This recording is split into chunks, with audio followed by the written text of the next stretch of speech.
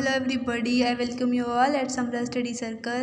तो आज हम करने वाले हैं हमारे क्लास 12 का पॉलिटिकल साइंस का चैप्टर नंबर फर्स्ट, जो कि है शीत युद्ध का दौर। तो गाइज मैं इसका इंट्रोडक्शन पार्ट डाल चुकी हूँ, पार्ट नंबर 1 डाल चुकी हूँ। ये हमारा पार्ट 2 है। इसमें हम मोस्टली चैप्टर ख़त्म हो जाएगा इस पार्ट में, और थोड़ा सा बच जाएगा तो मैं उसको थर्ड पार्ट में कवर कर दूँगी।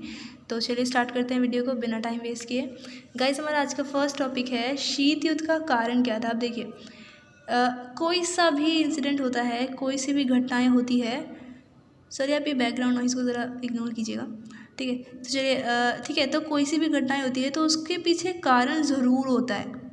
ऑल राइट, रीज़न कुछ ना कुछ ज़रूर होता है, कोई भी चीज़ ऐसी नहीं होती है बेवजह।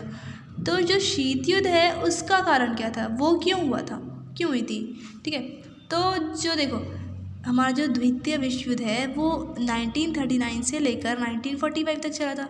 ऑल राइट, फिर इसके बाद क्या हुआ था कि द्वितीय विश्व युद्ध ख़त्म होने के बाद पूरी दुनिया में सिर्फ 2 महाशक्तियाँ बची थी, जो कि महाशक्तिशाली थी उस टाइम पर भी, इतनी बर्बादी होने के बाद भी। अब देखो, तो इन्होंने क्या किया था, मतलब ये दोनों ना एक दूसरे के मुकाबले खड़े हो गए।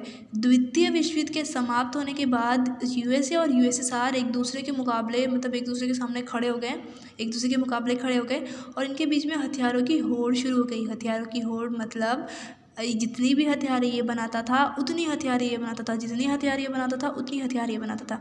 मतलब दोनों एक दूसरे से कम नहीं रहना चाहते थे, ठीक है।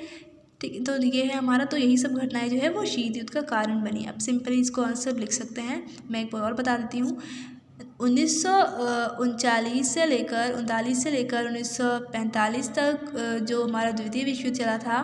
तो द्वितीय विश्व युद्ध के ख़त्म होने के बाद दोनों ही महाशक्तियाँ एक दूसरे के मुकाबले खड़ी हो गई और दोनों के बीच में हथियारों की होड़ शुरू हो गई। यही घटनाएं शीत युद्ध का कारण बनी। ऑल राइट, चलिए अब हम नेक्स्ट टॉपिक की तरफ मूव करते हैं। हमारा नेक्स्ट टॉपिक है, अमेरिका ने अगस्त 1945 में जापान के 2 शहर हिरोशिमा और नागासाकी पर परमाणु बम गिराए, ठीक है। तो अमेरिका ने क्या किया था, 1945 में जापान के 2 शहर पे परमाणु बम गिरा दिया। तो हिरोशिमा पे जो गिराया था वो था 6 अगस्त, ठीक है, यहाँ पे दिख रहा है आपको 6 अगस्त छोटा सा, और ये नागासाकी पर गिराया था 9 अगस्त को, ठीक है। अब हम पढ़ते हैं कि बमों के नाम क्या थे, जो बम गिराया था वो बम का नाम क्या था। तो फर्स्ट जो बम है उसका नाम था लिटिल बॉय, नेक्स्ट है उसका नाम था फैट मैन। अब है बमों की क्षमता क्या थी, तो बमों की क्षमता थी 15 से 21 किलो टन। बिल्कुल, मतलब कितना भारी रहा होगा बम, सोचिए आप ज़रा, ठीक है। तो 15 से 21 किलो टन उसकी क्षमता थी। अब नेक्स्ट है हमले के पीछे का उद्देश्य। ठीक जैसे हमने यहाँ पे पढ़ा शीत युद्ध का कारण क्या था, कोई भी घटनाएं होती है तो उसका कोई ना कोई रीज़न ज़रूर होता है। तो यहाँ पर भी आपसे पूछा गया है कि भैया अमेरिका ने जो जापान पे बम गिरा दिया तो उसके पीछे का उद्देश्य क्या था, क्यों गिराया था, ठीक है। तो देखिए क्यों गिराया था, अमेरिका सोवियत संघ को यह दिखाना चाहता था कि वही पूरी दुनिया में एकमात्र महाशक्तिशाली है। मतलब हद होती है यार सिर्फ और सिर्फ अपनी शक्ति दिखाने के लिए अमेरिका ने 2 पूरे शहर को तबाह करके रख दिया। ठीक है, तो ये हो गया, पढ़ लिया हमने हमले के पीछे का उद्देश्य क्या था, तो जान लिया, बड़ा अच्छा सा उद्देश्य था। नेक्स्ट है हमारा महाशक्तियों को छोटे देशों से लाभ। अब देखिए, जो महाशक्तियाँ हैं, महाशक्तियाँ कौन है यहाँ पे हमारा, यूएसए और यूएसएसआर, ठीक है। तो यहाँ पे पूछा गया है कि महाशक्तियों को छोटे देशों से लाभ क्या होता है, क्या मतलब बेनिफिट होता है। तो देखो, फर्स्ट जो सबसे अच्छा बेनिफिट है वो है प्राकृतिक संसाधन। अगर हम छोटे देशों की बात करें तो वहाँ पे ना नेचुरल रिसोर्सेज हमें बहुत जल्दी मिल जाते हैं और बहुत ज़्यादा मात्रा में भी मिल जाता है। तो महाशक्तियों को वहाँ से प्राकृतिक संसाधन प्राप्त हो जाता था।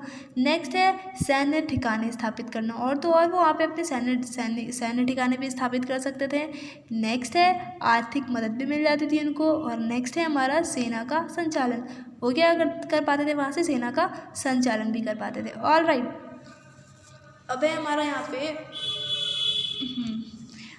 यहाँ पे शीत युद्ध के दायरे। गाइस देखो, शीत युद्ध के दायरे का मतलब होता है कि जो हमारा शीत युद्ध हुआ था उसका जो असर है वो कहाँ तक देखने को मिला था, ठीक है। तो सबसे पहला है हमारा 1948 में बर्लिन की नाकेबंदी, ठीक है। शीत युद्ध जब स्टार्ट हुआ था होना तो क्या कर दिया गया था, बर्लिन की नाकेबंदी कर दी गई थी। ये टॉपिक हम आगे पढ़ने वाले हैं, आप टेंशन मत लीजिए, ये कोई रॉकेट साइंस नहीं है, ओके। नेक्स्ट क्या हुआ था हमारा 1950 में कोरिया संकट हो गया था। कोरिया संकट बोले तो जो अभी नॉर्थ कोरिया और साउथ कोरिया है ना, तो उसके बीच में एक संकट हुआ था, मतलब दोनों के डिवीज़न को लेकर। ठीक है, नेक्स्ट है हमारा 1954 से लेकर 1975 तक वियतनाम में अमेरिकी हस्तक्षेप। भैया अमेरिका ने हस्तक्षेप किया था 1954 से लेकर 1975 तक वियतनाम में। ठीक है, तो एक ये भी शीत युद्ध का दायरा है हमारा। नेक्स्ट है 1956 में हंगरी में सोवियत संघ का हस्तक्षेप। अब क्या हुआ था 1956 में, क्या हुआ था, हंगरी में सोवियत संघ ने हस्तक्षेप किया।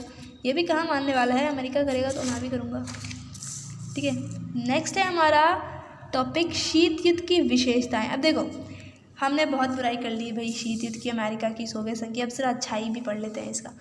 ठीक है, तो देखो हमारा जो नेक्स्ट टॉपिक है वो है शीत युद्ध की विशेषताएं। तो सबसे पहली जो विशेषताएं हैं इसकी, अगर हम बात करें तो सबसे फर्स्ट विशेषताएं, ये चींटियाँ कहाँ से आ रही हैं, सॉरी। तो जो फर्स्ट है हमारा जो विशेषता है वो है शीत युद्ध में 2 महाशक्तियाँ शामिल थी। बिल्कुल महाशक्तियाँ शामिल थी शीत युद्ध में, और वो 2 महाशक्तियाँ कौन कौन सी थी, एक यूएसए और दूसरा यूएसएसआर। तो ये भी एक विशेषता है कि मतलब 2 देशों के बीच में युद्ध हो रहा है तो दोनों मतलब महाशक्तिशाली हैं। ठीक है, नेक्स्ट है हमारा दोनों ही गुट परमाणु संपन्न थे, और तो और दोनों ही गुटों के पास परमाणु हथियार थे। नेक्स्ट है हमारा दोनों ही गुट सामान्य ताकतवर थे, और तो ये तो इजी है, आपको समझ आ ही गया होगा कि मतलब दोनों ही गुट एक जैसे ताकतवर थे, कोई भी एक दूसरे से कम नहीं था। नेक्स्ट है हमारा दोनों ही महाशक्तियों के पास युद्ध जीतने की क्षमता थी, और तो और दोनों को ही बेहद अच्छे तरीके से पता था कि अगर हम युद्ध करते हैं तो ना ही हम में से कोई जीतेगा और ना ही कोई हारेगा। ठीक है, नेक्स्ट टॉपिक है हमारा 2 ध्रुवीयता का आरंभ। अब देखिए टॉपिक से आपको ये समझ नहीं आने वाला, ये पढ़ के समझ आएगा 2 ध्रुवीयता होता क्या है। तो देखिए हमारा 2 ध्रुवीयता का आरंभ जो है, मतलब 2 ध्रुवीयता की शुरुआत होना।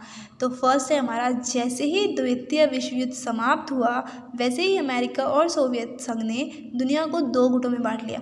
ठीक है, अब देखो अमेरिका और जैसे ही मतलब 1945 में हमारा द्वितीय विश्व युद्ध खत्म हुआ तो अमेरिका और सोवियत संघ एक मात्र महाशक्तियाँ बच गई थी। तो उन्होंने क्या किया, पूरी दुनिया को 2 गुटों में बांट लिया। ठीक है, और वो 2 गुट कौन कौन सा था, तो जो बंटवारा था वो सबसे पहले यूरोप महाद्वीप से शुरू किया उन्होंने। तो यूरोप को 2 भाग में बांटा गया, पूर्वी यूरोप और पश्चिमी यूरोप।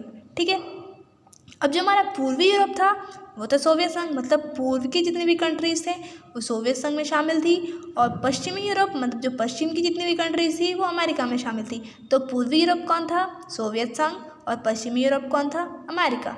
ठीक है, तो आपको ये वाला पॉइंट जो है ना, ये पहली दुनिया और दूसरी दुनिया, इसको रट्टा मार लीजिएगा। अब देखिए मैं बताती हूँ ये है क्या। बेसिकली जो हमारा सोवियत संघ है ना,